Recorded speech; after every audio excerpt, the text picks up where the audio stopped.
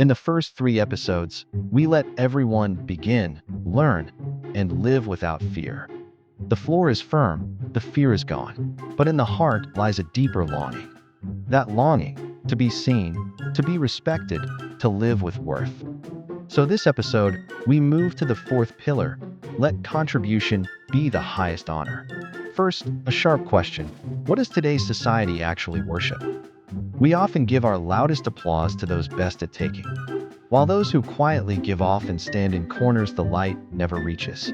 Whatever a society honors, that is what people will chase with all their might. If only taking is worshipped, then everyone will grab and hoard. This is the deepest root of that pool of dead water. The fourth pillar turns that highest light back onto contribution. Its core is a single phrase, contribution first. The measure of a person is not how much they have taken, but how much they have given. So how do we make contribution truly honored? Step 1. Let it be seen. All contributions, large or small, are seen and recorded. They are counted into one thing, your contribution points. Note that here too is a fundamental principle that must be made clear. Every person, unconditionally, holds the chance to contribute and be seen. Unconditional means, no matter your origin, status, or wealth, a janitor's diligence and an entrepreneur's charity are equally worth seeing. Because the value of a contribution never depends on who you are, only on what you gave. So what can these contribution points be exchanged for? The higher the points, the better and more the goods and services you can enjoy. Better housing, finer services, more opportunities, open to the contributors. This is not privilege, but an open, fair honor. It lets those who give more live better, as it rightly should be. And so people begin to vie with one another over who can give more.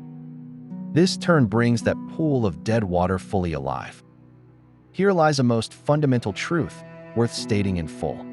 In all this world, only contribution can develop without end. Taking is zero-sum. Take one more, another has one less. In the end, all is grabbing. But contribution is positive-sum. Give one more, and the world has one more. This is its theoretical root. Contribution always creates more than it consumes. So the more and greater the contribution, the more society and the individual gain at the same time. The individual gains honor and reward. Society gains deeper wealth and warmth. It is a benign cycle. Give, be seen, and be moved to give still more. Is it feasible? It is, because it lives not on plunder but on creation and never runs dry. Any prosperity built on taking hits its limit. Only contribution can renew itself without end. But what does a scoring system fear most? Being abused. If the power to score is held by a few, it becomes a new oppression. So the fourth pillar lays down 3 iron laws for the scoring power. First, the power to score must be dispersed, never concentrated in a few hands. Second, scoring must be transparent. How each point came to be is visible. Third, scoring must be appealable. Feel it unjust, and you may challenge at any time. These 3 guard the conscience of the whole system. And one sentence is the soul of this pillar, to be held firmly in mind. Points are a ladder upward, not a blade downward. They serve only to lift contributors, never to punish or shame anyone. Low points won't drop you below that floor. The third pillar always holds you. They decide only how far up you can go, never whether you get to live. So this system has only reward, no punishment, only a ladder, no blade. And one final sentence tells the true from the false. Contribution first honors the contribution itself, not the one who scores. Let's go. The moment it becomes score first, it betrays itself and turns into new privilege. True contribution first keeps power forever in service of contribution, never the reverse. Now, let's see who this light, cast down, will illuminate. The caregiver who watches over patients through the night is, for the first time, truly seen. The teacher, unchanged for decades, sees his devotion at last written into honor. The volunteer at the disaster, the child caring for aging parents, all are seen. What they wanted was never money, but one sentence. Your giving has worth. When a society begins to honor these people, its very heart changes. The heroes in children's hearts are no longer just the richest, but those who spend a lifetime giving, lifting others up.